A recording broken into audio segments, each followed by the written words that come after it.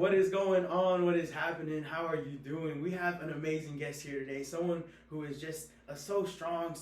He just has a mindset that is a whole nother level. He's just next level. An overall person. He inspires me because the last time I met him, the last time I saw him, I've known him for quite some time. The last time I saw him, he was at a 5K, and mind you, he's like 60-something years old, if I'm 72 years old, and he's running a 5K. And not only did he run the 5K, he got the top of his bracket. So I want to introduce you to the man himself, Seth. Oh, yeah. Seth, thank you for coming on. Oh, I appreciate welcome. you for being here. Good to see you, It's buddy, good to see man. you too.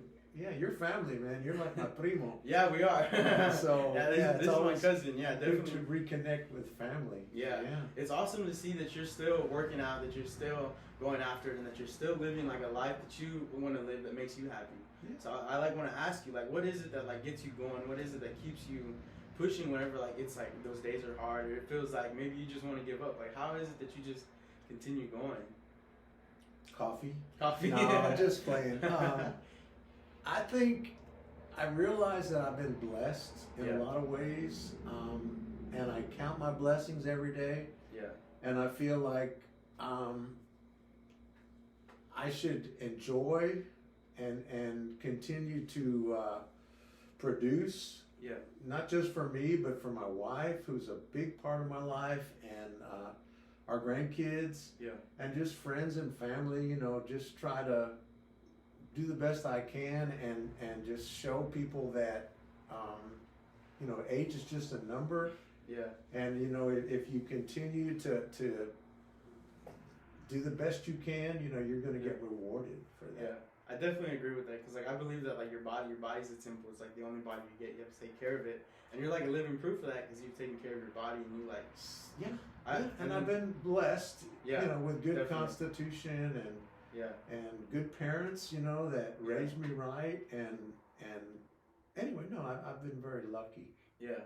But yeah. So I noticed that you said like you count your blessing. That's really awesome, because I think that you have to like trade your expectations for appreciations, and I believe that that's like a big part of my life where I've just really realized like, hey, I could wake up and not be able to see or not be able to move my arms or legs, and I wake up with that ability just every day. I just naturally do it, and I find myself just sometimes when I get into that deep element of thought and just like really appreciating what I already have, it's like this blissful state of like, I can't believe I'm alive. Like just the presence of being alive is a gift itself.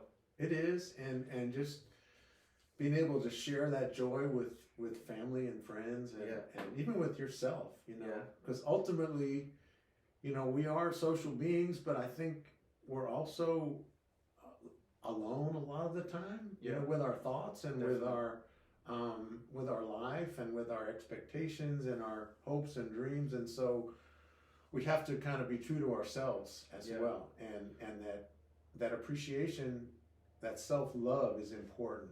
You know, that you take care of yourself and you give thanks, and you take care of yourself. Yeah. Because there are people that love you and depend on you, and it's important. Yeah. It's important. It starts with you. You definitely gotta be able to take care of yourself and like love yourself first, because it all starts with you. You gotta be able to love yourself and take care of yourself. I agree with that. I feel like that's comfortable. Excuse me, and be comfortable with yourself. Yeah. You know, be proud of who you are. And if you have faults, you know, accept the faults, and you know, don't lie to yourself. You know, you have to be true to yourself. Yeah. And if you recognize faults, you know, some you can work on, some you just will never be able to fix. It's just the way it is. And so I think that's just how it is though, because we all have our own flaws, we all have our own things that we're good at, and that's what makes us us. And like there is no other Caleb, there is no other Seth, there is no other like you. You're the only you, and you make you special. You make the world change. Without you, the world wouldn't be the same. That's true. Yeah. That's true. Yeah.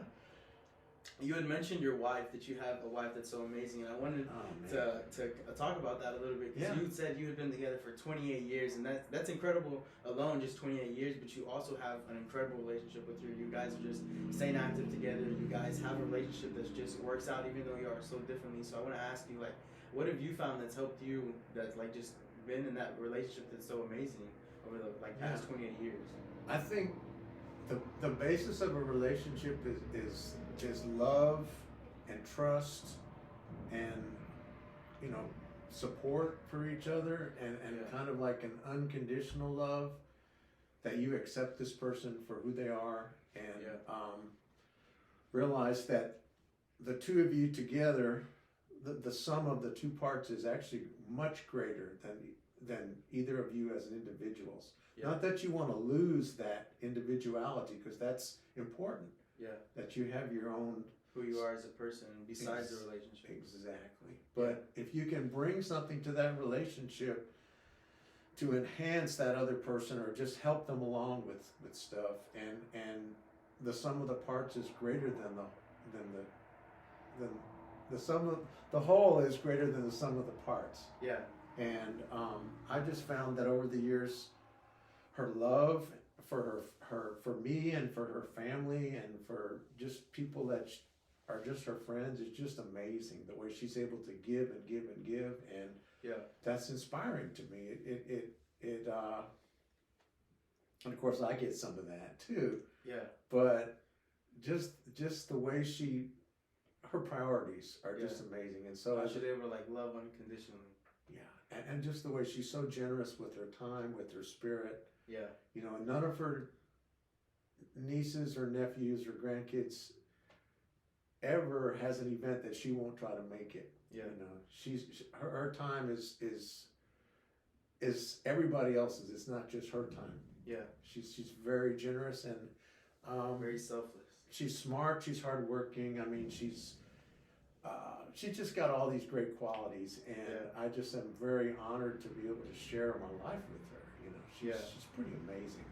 Yeah, that is really awesome. So when I was at the 5K, I saw her at the 5K as well, and I crossed the finish line. And I was like dying. I was completed. I was dead. Right. And I saw her cross the finish line. And she's like jumping. And she's super excited. I'm like, the secret story is she walked it. Oh, did she? But then she decided at the end she had a little extra energy she was going to show. Yeah. And so but it's still I feel like that's still pretty awesome though. A lot she's of just enthusiasm. Yeah, and she's definitely, I feel like just in her energy and her presence, you feel that like loving that energy that's just like it's so profound that you really don't feel anywhere. Yeah, it definitely is. Yeah. So tell me a story about like just another moment where you've seen like just her unconditional love, just her being herself in her true element of just like being her. Wow. It's almost like it never stops. I mean, like today, for example, we're making last preparations we're going on a trip for 2 weeks. We're going overseas. And so most of the details have been taken care of. Yeah. But she had an opportunity today to babysit for a newborn baby for a dear friend of hers who was one of her interns as a social worker. Yeah. Who has a newborn, and she just jumped at the opportunity to go babysit for 3 hours the night before we're supposed to go off on our trip, which is just kind of shows her spirit. Yeah. You know, her giving spirit. She's just willing to give, Yeah. And just in terms of like supporting our grandkids, one of our granddaughters is in the band in San Marcos, and at the beginning of band season, she announced to me that all Fridays and Saturdays are now taken up with band.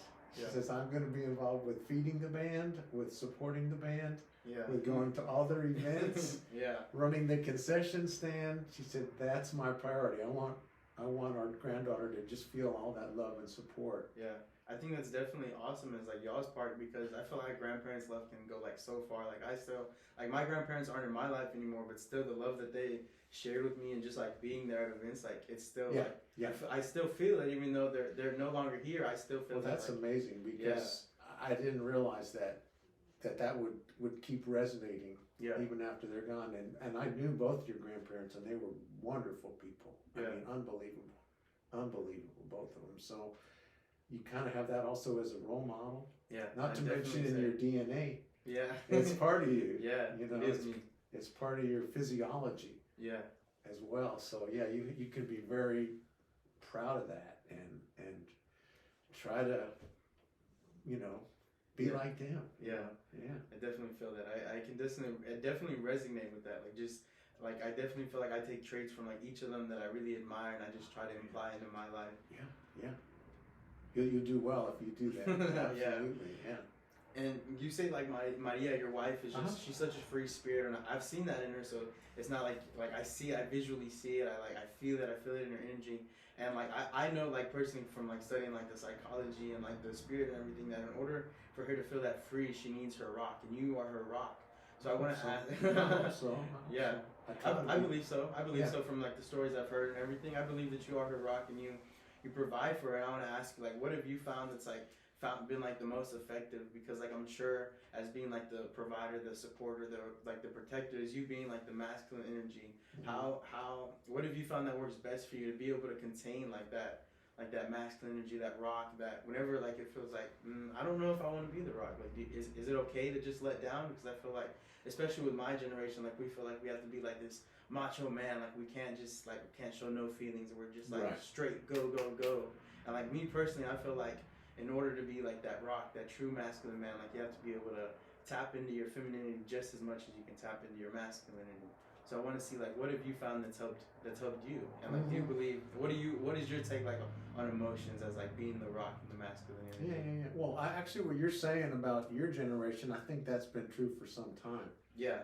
And I mean, probably even going back to the caveman, where the man had to hunt and he had to go fight sometimes the other cavemen in the next village, and the woman was to stay at home and with the kids. And I mean, that's sort of our biological function.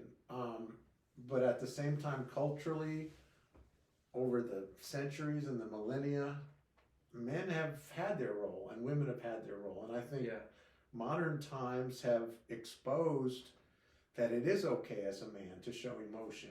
And I think it's maybe easier for us to remain strong and to be the warrior and the provider and the protector. But I don't think that we should deny our emotions. I think that sometimes we have to be strong because in terms of a tragedy, there's such sadness and such grief. And men have somewhat of a capability to be strong. Yeah. But at the same time, I don't think it's healthy or even useful to deny emotions and sadness or joy.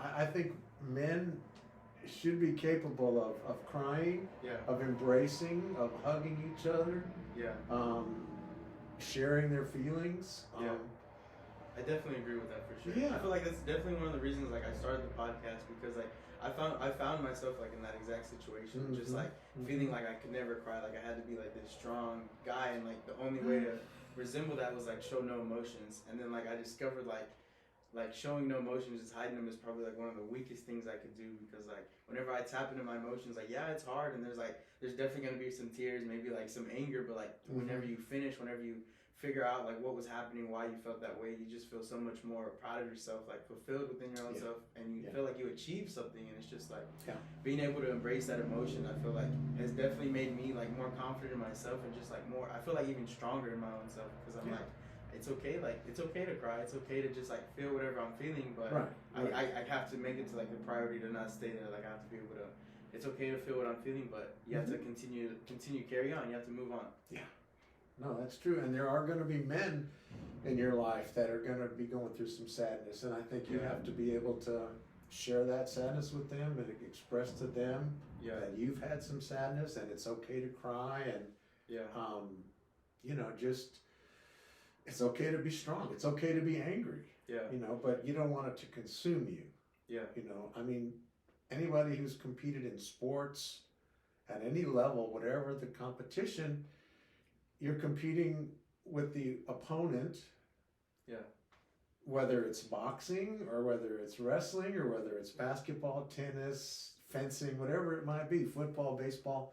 So you're also competing with yourself, and the adrenaline is flowing when you're at such a high level of competition. And so there's going to be disappointment, there's going to be anger. Yeah. Whether it's at the opposing player, whether it's at the ref, or the the umpire, whether it's at the opponent. Yeah. And so anger is legitimate emotion, and it's a component of adrenaline, of competition. Yeah.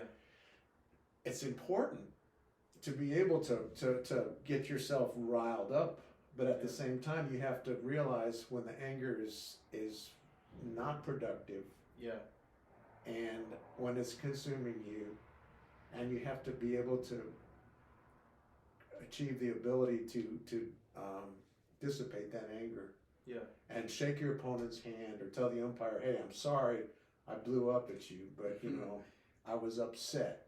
Yeah. And so my theory with anger is that let it out, and if you offend somebody, apologize. Yeah. If you make a habit of it, they're gonna begin to question your authenticity, but there's nothing wrong with anger. Yeah. But just don't let it consume you, and don't let it escalate to the point, like a road rage situation or weapons or physical altercation. That can be not productive. Yeah. Not at all. Definitely. But yeah, anger is something that men are pretty good at. Yeah. Yeah. Getting upset, flipping somebody off in traffic, or using your car as a weapon after somebody cut you off and you cut them off. It's not really the best thing to do. Yeah. So recognize when your anger has spiraled a little bit out of control, and learn how to bring that back down to earth. Yeah. I heard this saying, it was kind of like whenever you have these emotions that kind of you feel like they're taking over, like fear, anxiety, anger, you feel like it's taking over. Instead of letting it take over, you grab it and you just dance with it. You just have fun with it. And Interesting. Okay. You still have Okay. you still have the fear is still with you. Yeah. So it's kind of whenever you dance with someone, you're still with them. Yeah. But if you're in control, you're able to maneuver however you want. You're able to continue to still have whatever it is. You still have the anger, but you're able to maneuver yourself. That's an interesting analogy. Yeah. I never thought about that. Yeah.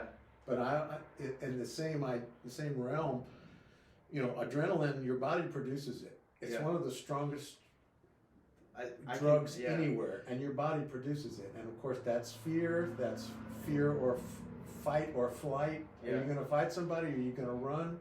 Is it a bear? You're going to run. Yeah. Is it a person at the bar who just was rude to your wife? Maybe you're going to fight. Yeah. But the trick is not to, and adrenaline can be a very powerful drug if you use it to your advantage. Yeah. But I think, to your point, the trick is to be able to harness it, dance with it, and use it effectively, because it's such a strong drug. Yeah, I can agree with that. And I don't know if it's a drug or a substance that your body produces, but don't let it cripple you. Yeah. And don't let it consume you to the point where you're going to do something that you're going to regret. Yeah.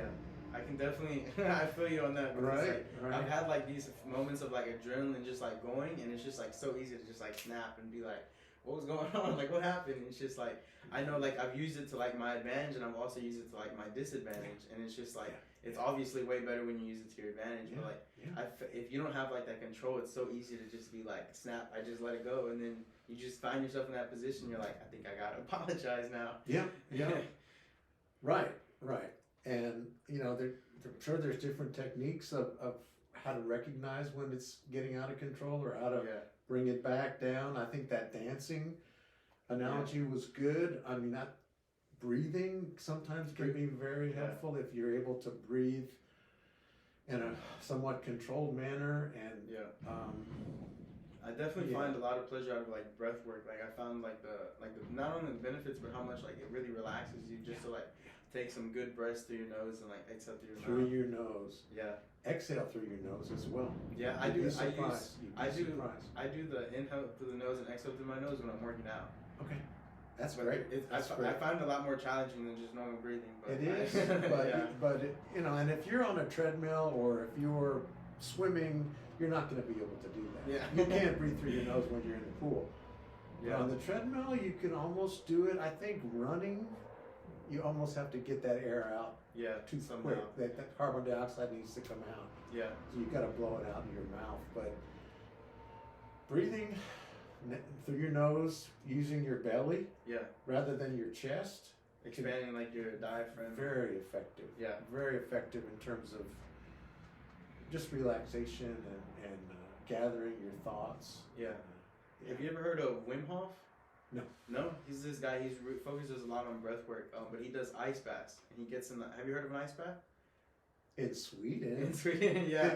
So it's like they have like they put like a big old tub, they fill it up with water, and then they fill it with ice. Okay. And they sit in it for usually about 5 to 20 minutes. And it's really therapeutic. It helps with like your muscles, your joints, and all that good stuff. Wow. But it's really intense, like just getting in like a bucket of ice, because it's basically yeah. So it's super intense, and in order to like be able to do it, like you have to have like your breath work aligned. Wow. And we did an ice bath with him one time, and we first started off with like just a normal breath work exercise, and through the exercise it was just like normal breath work, but it was just so like, it was an experience that I don't feel very often, like unless like I'm in a super deep meditative state, and it was just like I felt like I was floating, and it was just like I felt such peace, and it was like I woke up at the end of the meditation. It was like a 10-minute breathwork meditation. I woke up and like I was like full of tears, and it wasn't like I was sad. It was just like I was like full of tears. Like I opened my eyes and like there was tears rolling down my face. And I woke up and I was like, I'm ready to get into this ice bath. It was so weird. And then I got into the ice bath, and as soon as you get in, it's like an instant shock. And I found myself going straight to mouth breathing. I was like, I just trying to figure everything out. And then he like comes on. He's like, don't forget, inhale through your nose, exhale through your mouth. And as I started doing it, it was just like everything slowly started to ease up again. You didn't get a chill at any point? Yeah, there definitely. When I first jumped in, there was a lot of chills, definitely. But once I like was able to like focus in and just really focus on my breath work, it definitely did like slowly start going away. All right, interesting stuff. Wow. Yeah. Wow. Closest I've ever come to that was probably Lake Superior in northern Michigan. In August. Well, it's one of the Great Lakes, but I think in the heat of summer it gets up to like 55, 60. Yeah. So you jump in the water and you really can't stay in more than a couple of minutes. Yeah. And you're flailing about the whole time. Yeah. But it was very exhilarating. Yeah. But you had to get out of there. You couldn't stay. Yeah. And maybe with the breath work. Yeah. I feel like it could be different though, also like swimming. Yeah. Yeah. But wow, something to consider. Yeah. Yeah. It's definitely something different. Like I'd heard of the ice baths before from like sports, but we never knew like about the like breath work. It was just like super painful whenever we did it in sports, because like you didn't know, or at least I didn't know. So like I wasn't a fan of them, but I could feel the difference in my legs and my body after I would get out. So I was like, I know it could benefit me. Now that I have like the proper breath work, it makes like things a lot easier. That's great. Yeah, that's great. Good stuff. Yeah, it definitely is. Yeah. But that Wim Hof guy, he set the world record. I think he was in there for like 8 hours or something. I don't know how he did it. I want to look this guy up. Yeah, he's intense. Like he has like he's focusing on breath work, but like he's like, in order to like grab people's attention, like he has to do like some outrageous things sometimes. So there's like videos of him getting in like Antarctica and just like sitting in there, and like there's like frost all over his beard, and it's like crazy. I guess, yeah. Yeah. You get into a meditative state, and I mean, as long as you can keep breathing, you're not gonna die. Yeah. It's crazy, like how much power our body has if we like take care of it and we know how to nurture it and just feed it the proper things we need. Yeah. Absolutely. Yeah. And you are an example of that. You work out at, like we said in the beginning, you ran the 5K, but you still also, you had said you work out every other day. So what has been like the benefits that you found just like being 72 years old and still working out? What have you found that's like helped you, and how has it benefited you? Well, I mean, anytime you do an aerobic workout, whether you're running, swimming, bicycling, there's going to be benefits in terms of relaxation, in terms of endorphins are going to be produced. That's another thing your body can produce. But I think in terms of like strength training, as you get older, men and women have issues with loss of bone mass. Yeah. They talk about it in women, osteoporosis, where you get smaller, you shrink, and you get bent over. I mean, that's going to happen to anybody. But in terms of men who are still active, you have to keep your muscles strong and growing, and your bones as well. and your balance becomes important as you get older. So those are some of the benefits. I feel like weight training would be like good muscle mass, good bone mass, good balance, just overall strength. So when you have a task at hand, whether it's with the lawnmower or getting stuff in and out of the car, any task, cleaning the bathroom, you're going to do it with more ease, and you're not going to injure yourself. You're able to do it comfortably. Yeah, and you're not going to be sore from doing housework or just loading groceries, and I just find that it just overall very beneficial. And swimming to me has always been like kind of a relaxation and a meditation. So while I'm swimming, I'm actually able to concentrate on problem solving. Whether it's one particular issue or just a couple of things, I'm able to consider pros and cons while I'm moving in and up and down through the pool. Because I don't have any other concerns. My arms are moving, my legs are moving, my heart and lungs are pumping, and I can let my mind just go. And it's amazing how I'm able to solve problems in the pool. It sounds crazy. I believe you. I definitely believe you. You just present yourself with an issue and you consider it. I definitely agree with you, because like I feel like we all have like that thing that we can all like tap into, for I know for me as well, it's also like exercising. Mine is boxing, but I know some people, they like to write, or they can just like read, and they can just like escape like from a reading is amazing too. So I definitely agree with you, and I know what you're talking about, and I feel like everyone should like find that one thing that just like it's in a way it's like therapeutic to them. Because I feel like it's definitely like, or for me, like I find myself like I like working out, but there's like days where I just don't want to work out. And it's like a no-brainer to just be like, I'm gonna go box, because once I get into it, it like starts flowing, and it's just like, then I start enjoying it, and it's like, I definitely feel like whenever there's a problem, my first instinct is be like, I need to go like hit the bag, I need to go like exercise, I need to do something, and it definitely does help me clear my thoughts. I feel like in the moment, I like just blank out, and I'm just like focusing on exercising, but in the end, it definitely does help me like clear my thoughts, and I'm able to like figure out what I wanted to achieve. Isn't that amazing how that works? Yeah. Oftentimes, when you're falling asleep at night, right before you fall asleep, unless there's something really weighing heavily on you that's consuming you with worry, if you have something that, and the old expression is, well, you sleep on it. And so you consider an issue that you need to make a decision on, and right before you go to bed, you do an analysis. This is the cost, this is the benefit of what my actions are going to be, and then oftentimes as you're falling asleep, you figure it out, or when you wake up, you're able to figure it out. So somehow your subconscious, while you're sleeping, is able to mull it over, if you will, and it's pretty amazing how that works. It definitely is. I feel like our mind, like our unconscious and subconscious mind, like it's already like it's already in us. Like we have the knowledge. It's just like I believe, like at least that's what I believe, because like I feel like we only use like a small percentage of our brain, and through that percentage, like you see people that are like successful, people that are like live a life that they want to live. They have the same percentage that we have. It's just like how are they using it differently, and it's just like how powerful your mind really can be when you use it efficiently. Absolutely. So I want to also ask you, what is like one of the biggest changes that you've seen, like as like growing up from like a time that's we're obviously really different from now? What's like been one of the biggest differences, and something that you kind of like miss from the past? Okay, so I grew up in a very peaceful time. I grew up in the 1950s, which compared to my parents' generation, they grew up in the Great Depression, which was hard for everybody. And then that was followed by World War II, which was really hard for everybody. It definitely took like a really big impact on just America in general. And the world. But so my parents' generation, they were called the greatest generation because they were able to somehow make it through the Great Depression. People were wanting they needed stuff, they couldn't get it, they suffered, they kind of cooperated with each other. Families kind of stuck together, and family members would come and live with you that couldn't make it on their own. And then, of course, World War II, which was perceived as a righteous war, that we had to stop Hitler.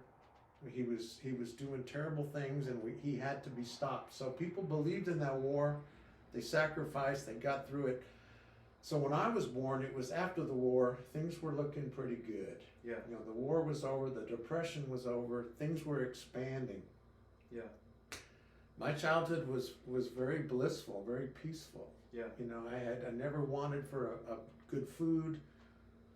Always had a roof over my head. I had good parents that were caring. I had good teachers in school. I was introduced to sports early on, so I got to appreciate sports. And it wasn't until I was late in my teens, like 17, 18, that things began to change in the world, in my life. And a lot of it had to do with social issues, to do with race relations, to do with women's rights, to do with a war that in Vietnam that people perceived was not in everybody's best interest. So there was a lot of turmoil. So here I was, 17, 18, 19, 20, a young adult, and all of a sudden the world seemed like it was being turned upside down, you know, compared to my childhood, which was very smooth and almost idyllic. It was almost perfect. You know, no complaints at all. And so here as a young adult, the world seems to be in turmoil. You know, the war is going on in Vietnam. People are opposed to it. They're demonstrating. The African American people, and sometime in the early to mid 60s, began to express their distaste with how they'd been treated for so long, and they were trying to get things improved for them. So there was a lot of turmoil. Women were beginning to express their dissatisfaction with, you know, their traditional roles as housewives, and et cetera, et cetera. So my early adulthood was kind of jarred with all these social turmoil around, I'm going to just say, Vietnam, women's rights, African civil rights. And so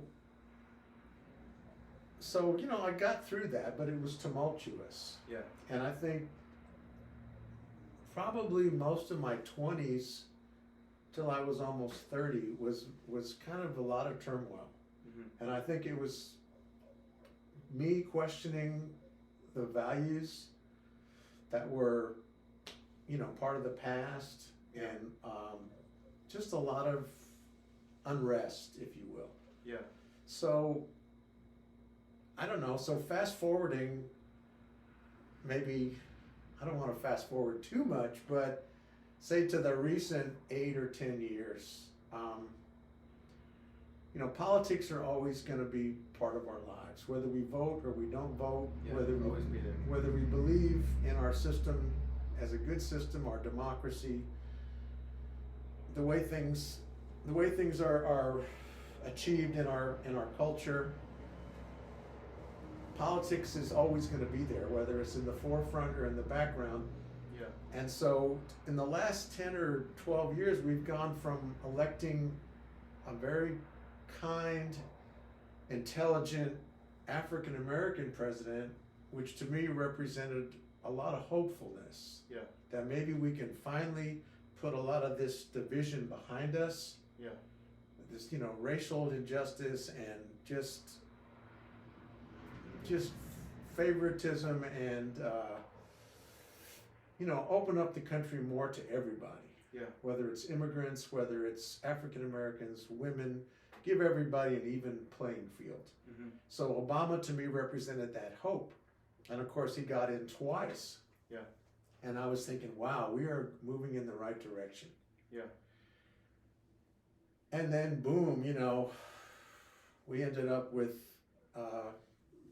I'm not even going to mention his name, but somebody who was unqualified, very hateful, very divisive, and with enough support to run the country for, fortunately, only 4 years. But I just see in the present times, a little bit less hopefulness and a little bit more hate than there really should be. Yeah. I think there should be more acceptance Yeah. by everybody of people that don't look like them, people that don't think like them, people that haven't had the advantages they've had, people that don't have the work ethic. I mean, anybody in this country can make it. Yeah. But country of opportunities. It is. But you need a few basic qualities. Number one is you want to have the desire to work hard. Yeah. And if you have that desire, you're going to be okay. Yeah. Some people, anyway, I just feel like in general things are not what they could be and what they should be. Yeah. Politically. I think individuals are going to make it or not based on their own merit. But I wish that the country could somehow come together a little bit more and just look at the similarities we all have as people. Yeah. Rather than picking apart the differences and pointing fingers. And so I don't know if I answered your question, but it's kind of a ramble. But I just feel like I just don't know what's going to happen in the future politically, and it does have repercussions. It really does. Most people will make it on their own merit, but the government should be there to help the elderly, to help the young kids that were having trouble for no fault of their own. Yeah. So I really feel the government has a role in our lives, and I would love to see smart people with big hearts get into office rather than greedy people and hateful people. So we'll just, I don't know if I answered your question, but no, I know what you mean. Like, you you want to see like that, kind of like in a sense like the certainty of like just knowing that everything is going in the right direction, not so much that it's like kind of iffy. Because I definitely feel like we're in a state of just like iffiness. Like that's a good point. If you kind of look like at like the world as like seasons, time as seasons, like we have winter, spring, summer, and fall. And like I feel like right now we're definitely like in that winter season where it kind of feels like nothing's growing, nothing good is happening. It's all just cold and like dark days, and it's kind of just like it kind of feels like that. And then, but then we're coming to that point where we hopefully get that like person that's going to be hard, thoughtful, kind, warm, and it's going to want the best for not only like America but for every person that lives in it. And they'll be able to bring like that spring where everything starts growing and blossoming and things hopefully get on the right path, like you were saying. I hope you're right. Because sometimes it's just a perception of how things are going and how the future looks. Yeah. Versus it's like change your story, like change your life. Like you could change it. We could both be like here looking at like the same situation. Like say like the mic were to stop working. Like we could both look at the mic and be like, oh my God, the mic stopped working. Or we could look like at the mic and be like, hey, the mic stopped working. Like what are we gonna do? And like one person's like, okay, well we just have to record normally. And the other person's like having like a complete breakdown because like the mic broke. And it's just like, it's like the whole way we look at it, the whole way we evaluate the story is like the whole way we attach our emotions to it is how we'll like kind of feel it inside and how we'll perceive it. That's true. Yeah. And perspective is important. Yeah. Whether it's an individual, whether it's a community, whether it's your country. Yeah. I definitely feel like we do need that unity, like just as a whole, because I feel like there's a lot of like division and just like I'm right and you're wrong, or like I have my opinion, you can't have yours, and I feel like we all have the right to like our own opinion, whether you live in America or not. Because like I know here in America we're very fortunate like to just express what we want, and like I feel like that should be like one everywhere. But even like if you have an opinion, I have an opinion, I feel like we can still just be totally cool with that. Like you are your own individual person. I totally agree with that. And we have to find commonality. Yeah. Because I know that everybody basically wants the same thing. Yeah. They want health, and they want security for their family and opportunity to improve. And that comes with understanding how everybody feels, whether you don't agree with them or not. You try to understand how they feel and why they feel that way. Yeah. And then try to agree on what you have in common. Yeah. Rather than what you disagree about. Yeah, I definitely agree with you on that. So we'll see. I mean, I don't know. We'll see. Yeah. Was there any questions that you wish like that I would have asked you? Oh. No, well, I mean, it's your show, man. Yeah. I mean, I don't really have any nuggets of wisdom. I mean, I've lived my life, you know, given the cards I was dealt. Yeah. I was dealt a pretty good hand. Yeah. As far as genetics and as far as my environment that I grew up in. Yeah. And so I've stumbled in my life a few times here and there. I've picked myself up. Mm-hmm. I think everybody has to learn how to do that. Yeah. How to find your way in the world and find your strengths, your weaknesses. You know, be honest with yourself. Yeah. It's real important. You know, don't fool yourself, because don't try to fool yourself. Yeah. I think it's definitely easy to get caught up in, like, in a way, like, fooling ourselves, because like we're like kind of scared to face like our true flaws, because it's like, so in a way it's hard to look at yourself and be like, hey, this is what I'm lacking. Like, that's hard to do. No, but it's important. Yeah, and not to be proud of what you're able to do. Yeah.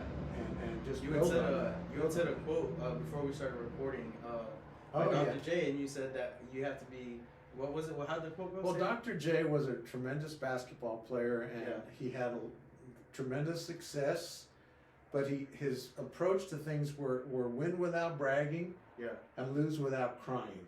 Yeah.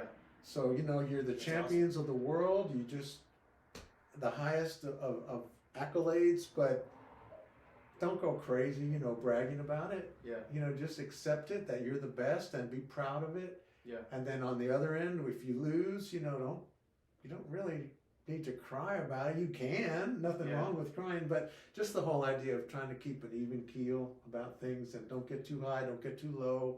Yeah.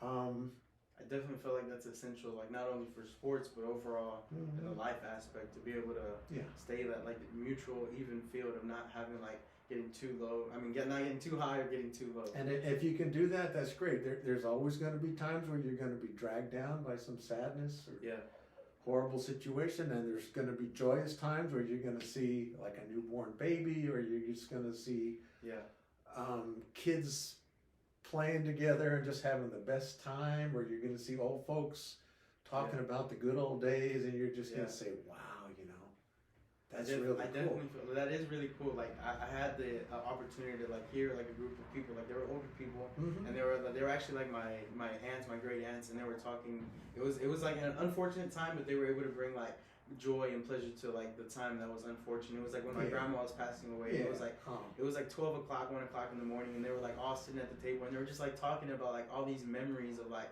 when they were younger, and whenever they like when they would just play on the fields, and it was just like so amazing to be able to sit there and be like, I like in a sense I got to see what life was like in the past, and it was just like so amazing to be in that like that energy of just like them talking and expressing how amazing it was. The joy of it.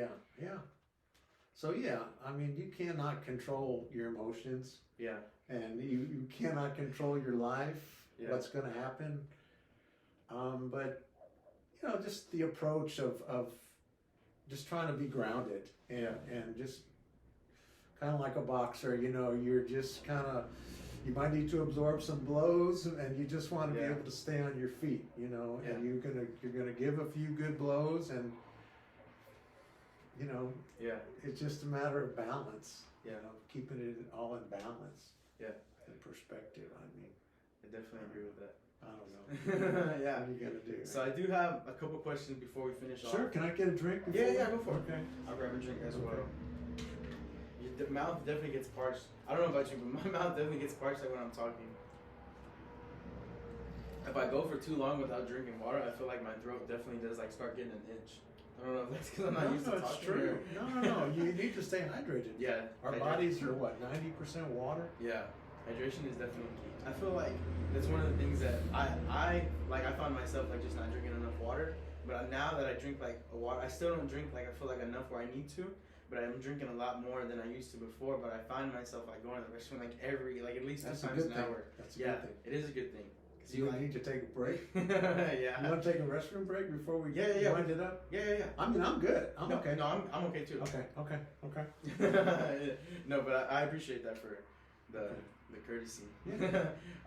But I do want to say, what is like something that you've like, if you could look at your younger self, like or just not so much your younger self, but at a time where you looked at life and you're like, I don't know how I'm gonna continue going forward. A time where you felt where you were just at the bottom of the bottom. What would you tell yourself now, having the knowledge and the wisdom and the experience? What would you tell yourself now? I guess that there's really nothing wrong with being down. Yeah. You know, things are going to happen that you don't understand, or you feel like maybe it was your fault, and so you have a certain amount of guilt about it, and so that can you know, bring you down as well.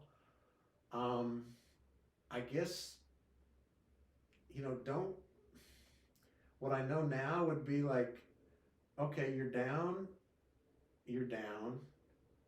accept it. Yeah. And realize that it's only temporary, and that if you do something super self-destructive, whatever that could be, it could be drugs, it could be, you know, just putting yourself in danger. Yeah.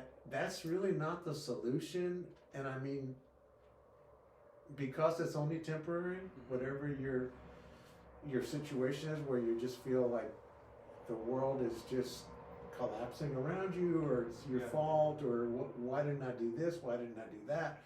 What happened to me? It's not fair. Yeah. You know, but if you just can accept the fact that it's temporary, and I guess just try to get to the core of it. You know, why are you feeling so down? Is it something that you're responsible for? Can you remedy that going forward so it doesn't happen again? Yeah. But I guess just to somehow put on the brakes, you know, to where you don't do anything completely self-destructive, because that's not really a solution. You're hurting yourself. You're going to hurt people that care about you. You know, whether it could be suicide or just, I don't know, just numbing yourself out to the point where you can't think about things properly. To just realize that, okay, this hurts. It's not going to be forever, and just try to learn lessons about, you know, how did I get here, and did I make a mistake or a series of mistakes that I can correct moving forward, you know, kind of take a lesson from it. And I know that's easy for me to say now, because at this point in my life, I feel very blessed. I think in my 20s, I had a lot of turmoil, and I don't feel like I ever did anything really self-destructive. I did maybe some things to kind of medicate myself and keep myself from falling all the way down. But that's the only thing I can think of, you know, going back like 40, 50 years. There was something that had a future ahead of the sadness and the depression. I don't know if that's the right word, but just a down period. You know, where things didn't seem to be running that smoothly. Possibly, you know, you take lessons from that. I definitely feel you, because like you have to, like, the first step is like establishing like what is happening, and just like realizing that like you're feeling down, and then like it's just then it's like that next step of just like, okay, well, it's okay to feel down, but I have to like kind of do something about it.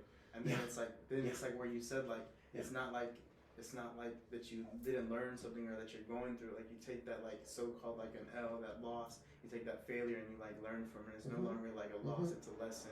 So I definitely feel you on that. That's well put. Learn from your mistakes. Try not to make them over and over the same ones. Especially if you've identified it as, hey, that was a mistake. I didn't maybe know it at the time, but I know it now. That was not the right way to approach things. Try to recognize that and not continue to do that. Just do better for the next time. And I mean, even at any time in your life, you know, that can happen.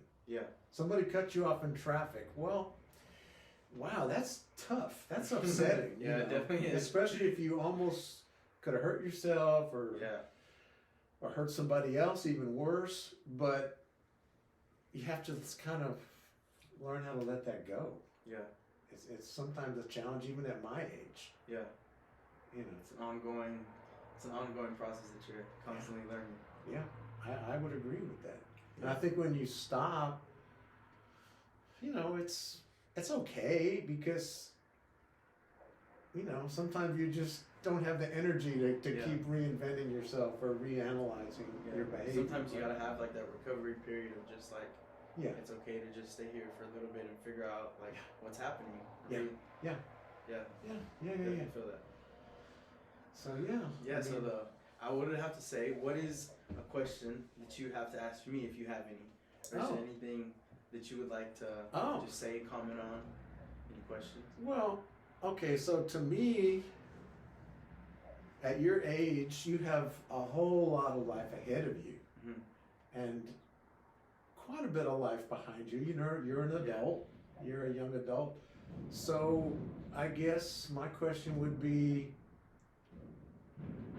what are your dreams or your hopes or your goals? I mean, just keep it simple. I mean, that's pretty broad. Yeah. No, I get what you're saying. How do you know, what are the things that you are looking forward to in the next so many wonderful years that you have? Yeah, so I'm definitely looking forward to like continuing like this type of stuff going, like just helping like spread stories, because I feel like that's a big thing. Like a story can like share so much. Like facts like they can tell you what's happening, but a story, it like in a way like it shares like that lesson. It's because like we feel like one, we're not alone, and like two, we get to like pull whatever he learned, his knowledge, and we get to take it. So it's basically like getting all the knowledge from your lifetime and being able to extract it. So I feel like that is huge. So I definitely want to continue doing that sort of stuff, like meeting new people and just like spreading the word of just like how much you have the impact of your own life, and how if you're willing to take control of your life and live life on your terms, you can, and you can achieve anything you want. You just have to be able to work for it and put the dedication into it. So I definitely want to help spread that awareness, and also just like helping like young men overcome their internal struggles, because I know for me it was just like whenever I heard like my first hardship, I barely knew how to spell emotions, so let alone like deal with them. So it was like this hard time where I like had that self-destructive moment, and it was just like I was like at a down point, and instead of using like something to help me cope with myself, I used that like destructive, and it sent me from like here all the way down to here, and it was just like what do I do now? And I found myself like in this position where I was like using drugs, and I found myself in a jail cell, and I was like, what am I doing with my life? Like I'm not meant to be here. Then like from that point forward, it was just kind of like a buildup of like where I am now. And like right now I feel like I'm definitely looking forward to helping like the young men overcome like their internal struggles, because I feel like we feel like we're so alone all the time. And through like mindset, because that's what's helped me, and through like our fitness, because I used to after I stopped using drugs and going down that path, I still didn't learn a healthy coping mechanism, so I started eating, and I gained over 100 pounds. I was like 324 pounds, and I was just like not happy with myself, so I had to like kind of refine myself again. So I would definitely say mindset and fitness is my key things that I can definitely help, and I feel like I've been gifted in a way to just like spread the word, and I definitely want to continue doing that. And I really look forward to like meeting new people. I want to expand through not only the podcast, but through like other like videos where I help people out, and just like one-on-one things, and just a bunch of amazing stuff for sure. You know, my wife is a social worker. And that is a profession. It is a skill, but it's also kind of who you are as a person. I don't think people go into social work that aren't already social workers. Whether it's with their friends, their family, themselves. And I was gonna just throw that out to you. Social work. Or some form of social work, whether it's counseling. Just even volunteering in that regard. If you really feel that's your calling, you get paid for it. But no, I mean, you're not going to get wealthy, but it's also the idea that it's the fulfillment of knowing, like, it doesn't matter matter so much the money. It's more of like Yeah. knowing that I was able to help someone Yeah. and like maybe change the direction of their life. Yeah. Means like so much more than like money could ever match. So I feel Right, like, but it's just something that it just occurred to me that, who knows? Yeah. Who knows? I know what you mean. I definitely feel that it is something that I'm definitely like open to and I'm definitely interested in, because I feel like I definitely do want to make this like my career path, because right now like I'm doing this like as a hobby. Sure. But I would definitely want to be able to like monetize and be able to make money, like you said. But like right now, like I'm in a position where I'm working and like, yeah, it's an amazing job. It has like amazing opportunities, but it's like that feeling of like, I don't want to be here. Like this is not where I'm meant to be. Like this is. I make a good amount of money. I meet amazing people. I create opportunities that I wouldn't be able to make other places. Sure. So it's like I'm an amazing opportunity. I'm grateful for that opportunity. But it's like also feeling like I can't be here my whole life. There's so much more to life than just this. Yeah. And there's always going to be a need for people to support each other. Yeah.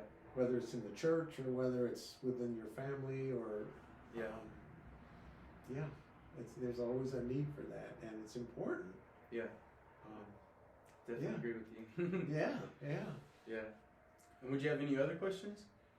Or did I answer your question? No, you absolutely did. I mean, no, I mean, I think, I don't really have any more questions. It's just like, just to be thankful. Not a question. That's just kind of a word of advice. To be thankful for what you have, and wow, if you can be generous with your spirit, with your time, that's a wonderful thing. And you always get back way more than what you're giving. It's always way more rewarding, and it's like the secret to living is giving. I think so. And I'm learning that still as I get older. That it's important. To keep up connections and family, friends, community. Yourself. Just take care of everything, everybody. If you it's important. I definitely will take those into practice for sure. I appreciate that. Well, it's been an amazing conversation. It's been an amazing time having you on, and it was such a pleasure. Oh, a pleasure to have you on. I didn't know what to expect, but I mean, I feel like I got to know myself a little bit better. I got to know you a little bit better, and that's good. Well, it's been amazing having you, and it's been amazing having you guys listen in, and I appreciate you guys for listening. If you enjoyed this video, go ahead and hit that like button. If you found any pleasure out of this, if this video impacted you, or you feel like it could impact someone that you know, go ahead and share that video with them so it can reach them, and hit that subscribe button. And I can't wait to see you again, and it's only goodbye for now, and thank you for coming on again, Seth. On, man. Can we have a hug at the end? Oh yeah, absolutely, man. Thanks, man. Thanks for coming on. All right, good. Yeah.